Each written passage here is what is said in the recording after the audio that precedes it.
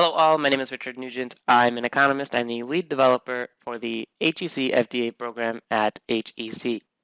This series of videos serves as an introduction to flood risk assessment.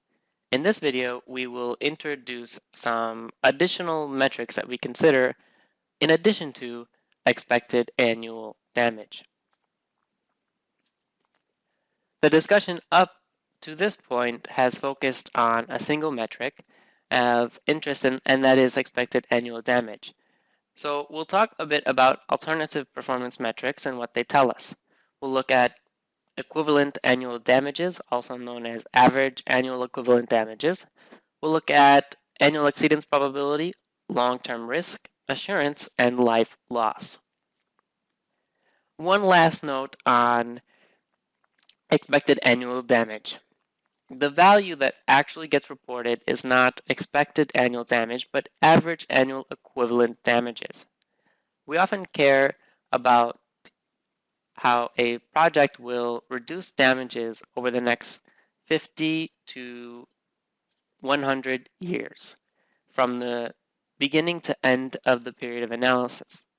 So we estimate a baseline expected annual damage, and as far out into the period of analysis we can forecast change, we also estimate a future year expected annual damage, taking into account changes in the watershed over the next 50 years, things like population increases, changing hydrology, etc.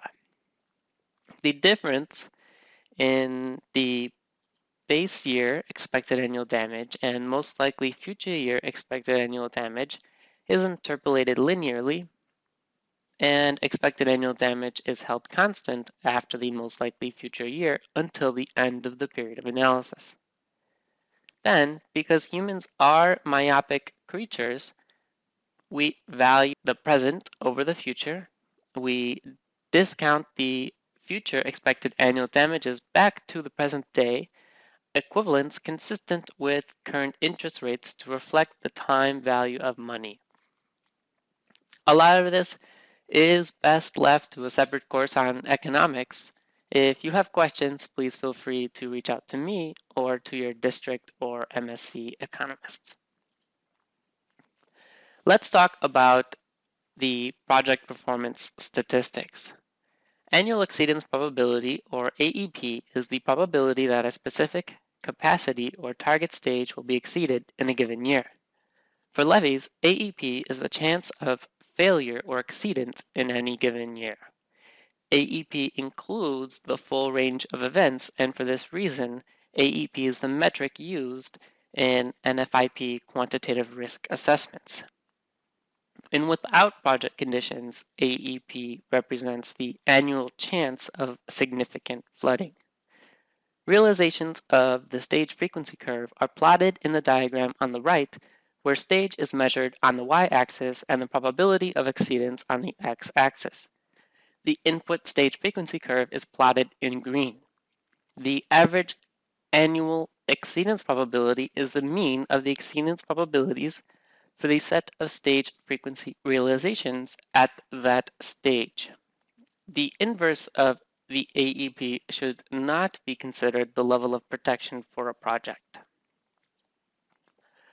Long-term risk, also known as long-term exceedance probability, is the probability that one or more flood events will occur within a specified time period, or the likelihood that the target stage will be exceeded at least once over that time period. The calculations are made directly using the binomial distribution and are a function of the annual exceedance probability. Long-term risk is calculated as 1 minus the AEP to the power of t, where t is the time period subtracted from 1. And again, that gets us the chance of flooding one or more times in t years.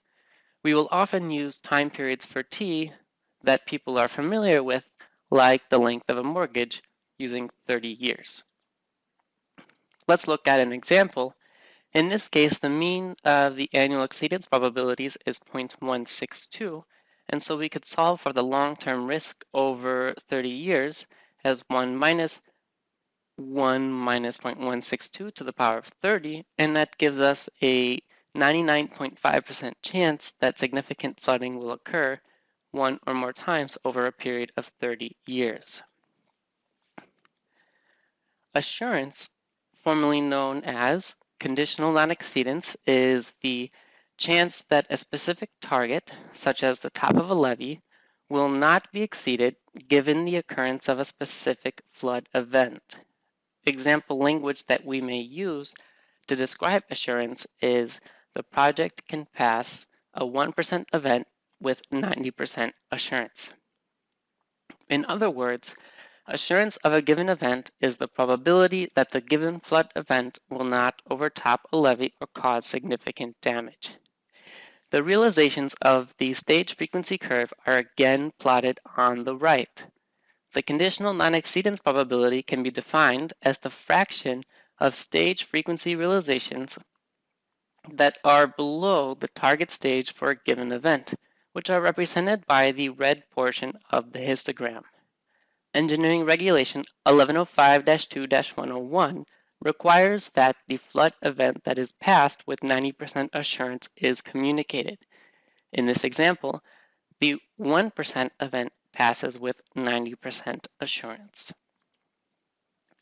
Assurance of a given event and assurance of the AEP are not necessarily one and the same. Assurance of AEP is the chance that an annual overtopping or significant flooding event is less than a standard frequency, for example, 1%. This assurance measure is different from assurance of a given event because assurance of AEP includes the full range of events.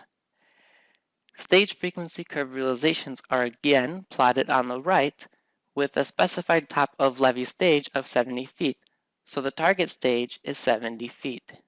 The red histogram plots the frequencies of the different 1% stages, with 87% of them being less than 70 feet, meaning that assurance of the 1% stage is 87%. The blue histogram plots the frequencies of the different annual exceedance probabilities at the stage of 70 feet from each curve. The same share of curves that have a 1% stage less than 70 feet must also have an AEP less than 1% for a stage equal to 70 feet. So, in absence of a fragility curve, these metrics are identical. In the case that a levee fragility curve has been defined, assurance of AEP will not be the same as assurance of a given event. Each histogram in the diagrams on the right plots the frequencies of the different annual exceedance probabilities from each stage frequency curve at the stage of 70 feet as in the previous slide. The top histogram is replicated from the previous slide. There is 87% assurance that the AEP is less than 1%. The bottom histogram uses the same stage frequency curves, but then takes into account the probability of levee failure in calculating the distribution of annual exceedance probabilities.